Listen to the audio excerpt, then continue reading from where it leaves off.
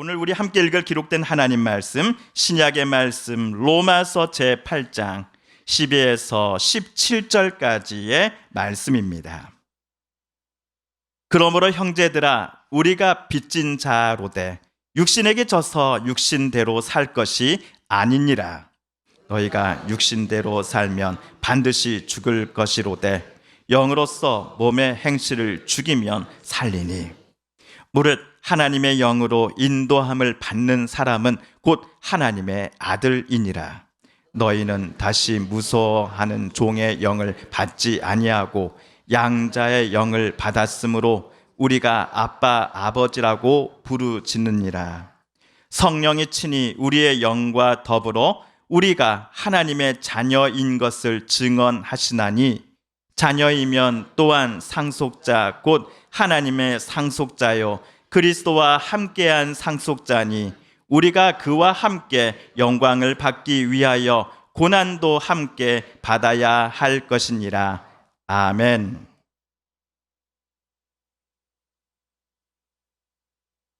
지역번호 041로 시작하는 번호가 제 핸드폰으로 자주 걸려왔습니다. 국번은 같고 뒤 끝 네 자리 중 마지막 자리만 1이거나 2로 끝나는 번호였습니다. 최근 1년 동안에 한두 번 정도는, 최근 1년 동안 한 달에 한두 번 정도는 이 번호가 수신란에 찍혀 있었습니다.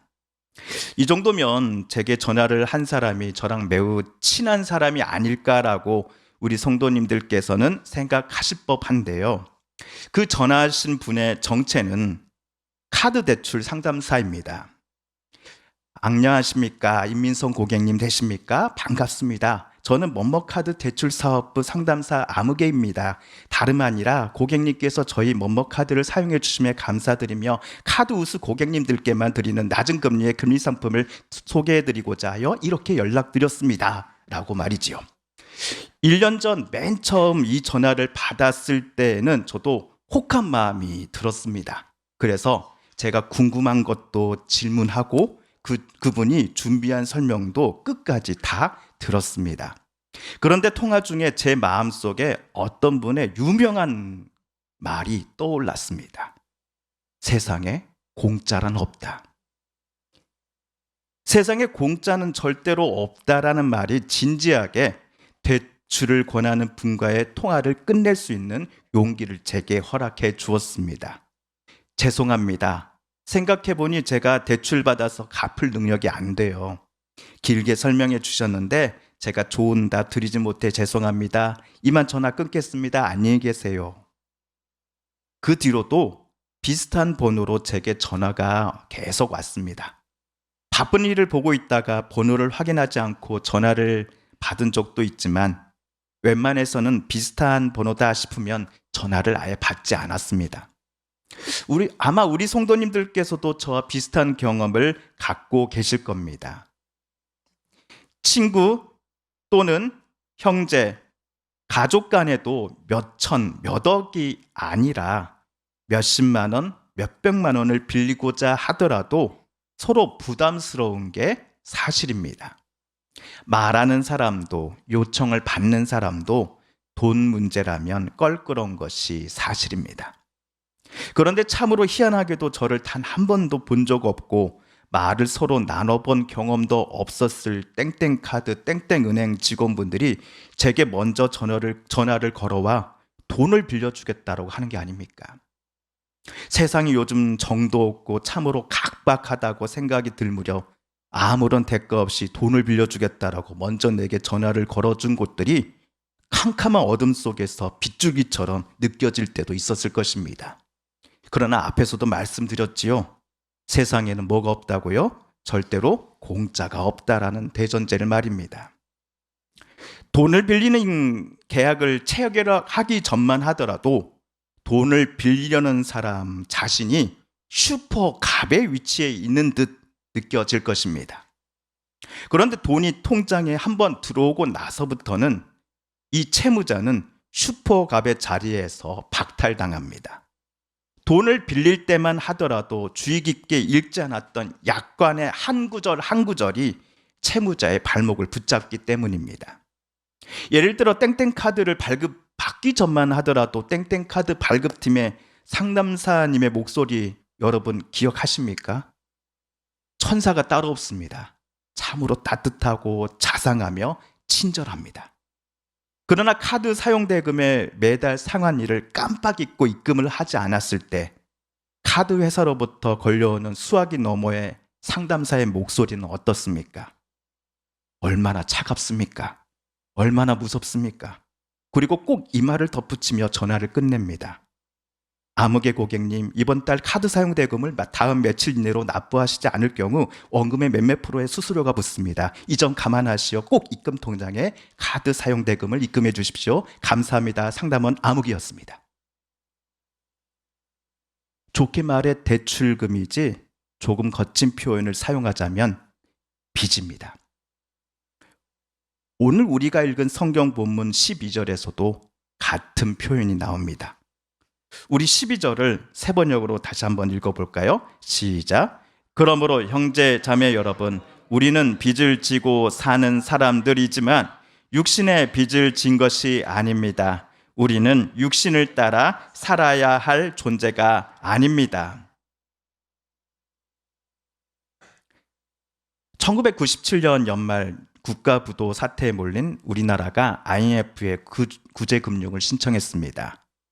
IMF에 대한민국 정부가 돈을 빌리고자 한 것입니다. 그때 IMF가 돈을 빌려주는 대가로 대한민국 정부에 요청했던 것이 크게 세 가지였습니다. 첫째, 정부는 긴축 재정을 편성하라. 둘째, 은행이 돈을 빌려줄 때에는 고금리 대출만을 하라. 그리고 셋째, 노동 유연화 정책을 시행하라 였습니다. 이 세 가지 요청을 받아들이지 않을 경우 IMF는 대한민국 정부에 돈을 빌려주지 않겠다라고 말했습니다.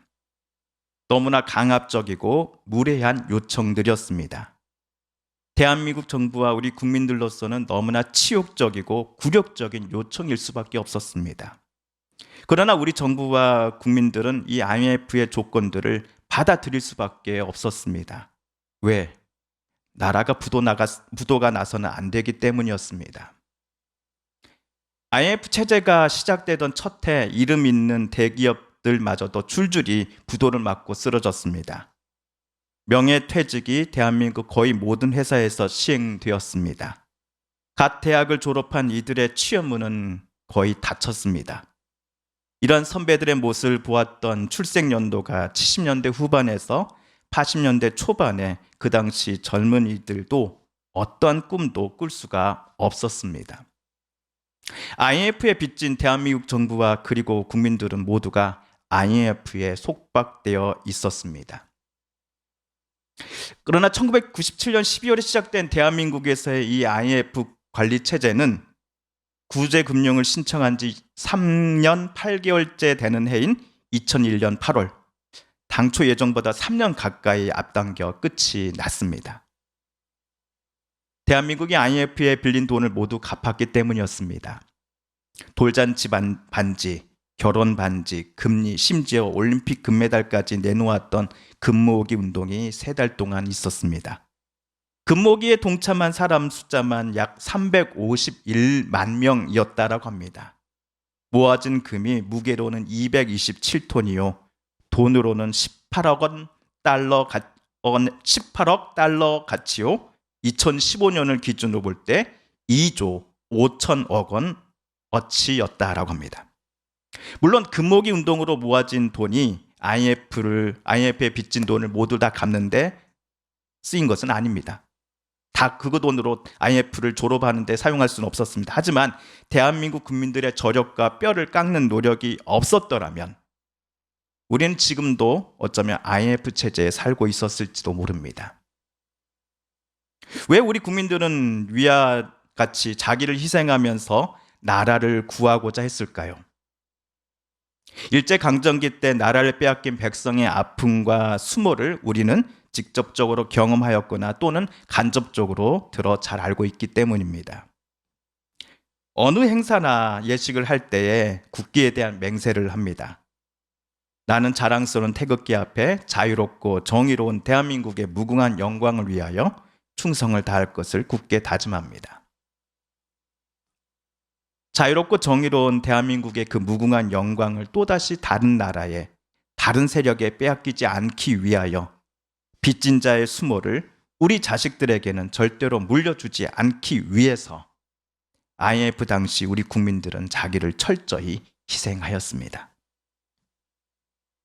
이처럼 빚진 자의 수모가 얼마나 크고 괴로운지를 저와 여러분은 누구보다도 잘 알고 있습니다.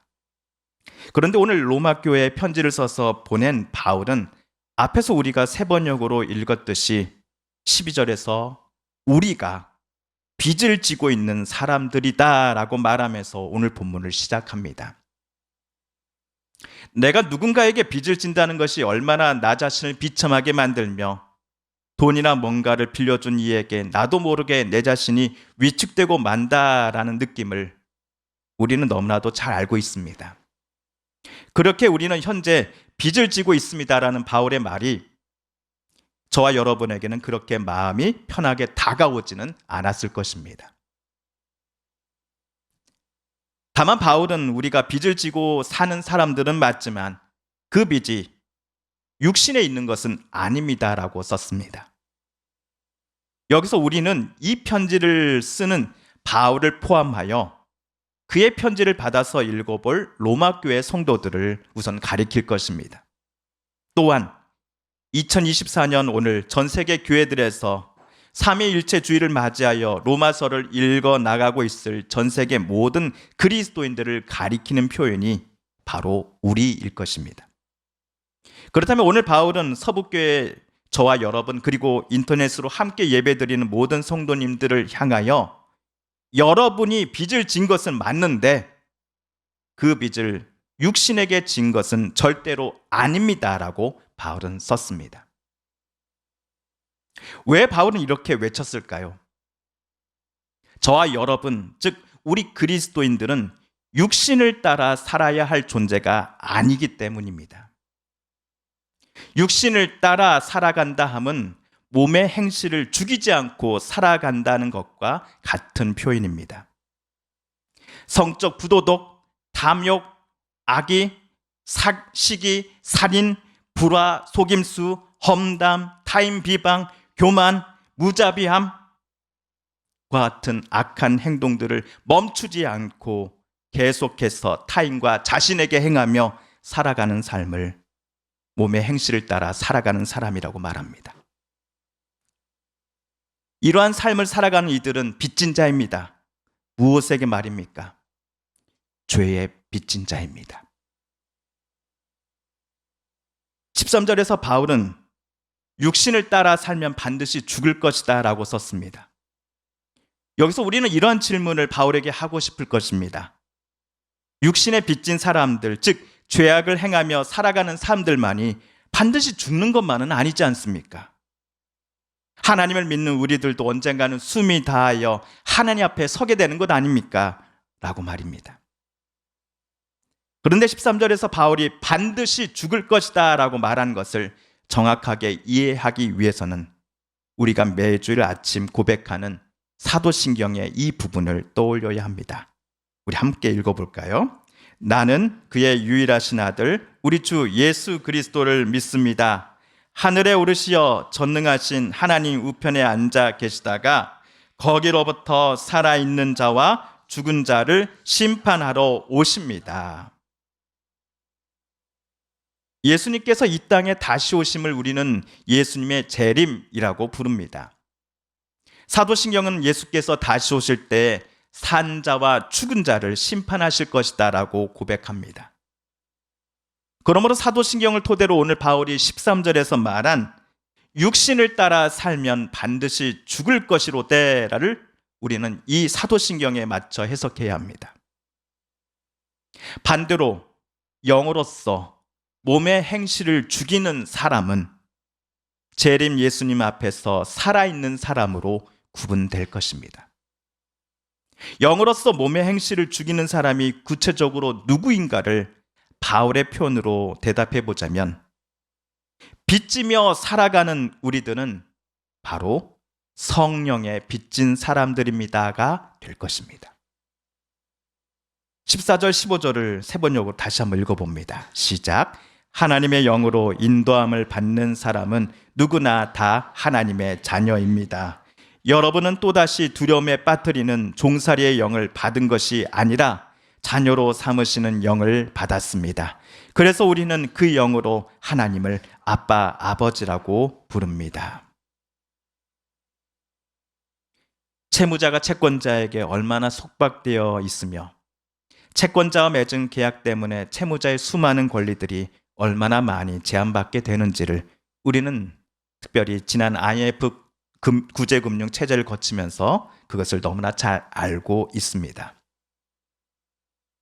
돈을 갚기 전까지 대한민국과 국민들은 조금 거친 표현을 사용하자면 IMF의 종이나 다름없었습니다. 정부와 우리들은 IMF의 눈치를 봐야 했습니다. 그들의 말 한마디에 수많은 가장들이 명예퇴직을 당하고 길거리로 내몰려야만 했습니다. 이런 것들을 우리들은 우리 눈으로 똑똑히 봐왔음이기에 오늘 바울이 저와 여러분은 성령에 빚진 사람들입니다 라며 말하는 것 자체가 처음에는 불쾌하게 다가왔을 것입니다. 이렇게 불쾌함을 느낀 사람 중 한 명이 오늘 말씀을 전하는 저이기도 합니다. 그런데 바울과 로마 교회 그리고 2024년에 전 세계 곳곳에 모든 그리스도인들과 채권자로서의 계약을 맺은 이가 다름 아닌 성삼위 하나님이시다라고 사도는 말합니다. 그리고 우리를 지배하는 것이 육신의 악한 행실이 아니요 성령님이십니다라고 고백합니다. 그런데 그 성령님은 우리를 종속시키고 노예로 삼고 수치를 주고 강압하고 억압하고 빚진 것을 빨리 갚으라고 강요하시는 분이 아니십니다. 성령님은 우리에게 성부 하나님을 아빠, 아버지라고 불러도 된다라고 말씀하시며 저와 여러분이 하나님의 자녀임을 늘 깨우쳐 주시는 분이십니다. 성령님 하면 우리는 대개 방언을 말하는 지폐와 부흥사를 떠올리곤 합니다. 물론 성령님의 은사 중에는 방언이 있습니다. 치유함도 성령의 은사 중 하나입니다. 그러나 오늘 바울이 말하는 바 육신의 악한 행실이 아니라 저와 여러분이 예수님을 그리스도로 믿고 따르기로 시작하면서 우리에게 찾아오신 성령 하나님께서 늘 함께 우리 안에 거주하심으로써 생겨나는 많은 변화들을 대개는 성도들이 놓치곤 합니다. 아니, 매우 가볍게 생각하곤 합니다. 하지만 그렇지 않습니다. 그리스도인들이 죄의 자녀가 아니라 하나님 아버지의 자녀가 되어 날마다 하나님을 아빠, 아버지로 부를 수 있게 된 자격과 권리를 행사할 수 있게 된 것은 우리가 성령 하나님께 빚지게 되면서부터 시작된 것임을 우리는 절대로 잊어서는 안 됩니다. 성도 여러분, 지난주 임직식 때 새롭게 장로로 임직받으신 박종원 장로님과 함께 우리가 불렀던 찬송가 28장의 3절을 우리 함께 한번 불러볼까요? 주의 귀한 은혜 받고 일생 빚진 자 되네 주의 은혜 사슬 대사 나를 주께 매소서 우리 마음은 연약하여 범죄하기 쉬우니 하나님이 받으시고 전국인을 지소서. 아멘.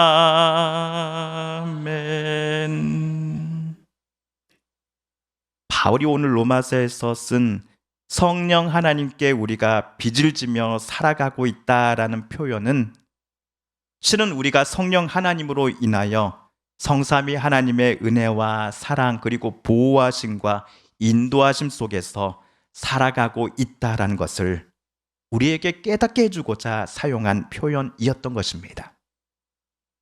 우리로 하여금 다시금 죄의 행실, 죄의 지배당하며 죄에 눌리고 빚진 사람들이 아니라 주님의 은혜에 빚지고 하나님께서 너는 내 것이다 라고 하는 천국인을 찍힌 사람들임을 늘 잊지 말고 살아가기를 간곡히 당부하는 바울의 표현이 바로 우리가 성령 하나님께 빚지며 살아가고 있습니다 였던 것입니다. 사랑하는 성도 여러분, 경제적으로 육체적으로나 힘든 지난 한 주를 보내시다가 이곳에 오신 성도님들 계십니까?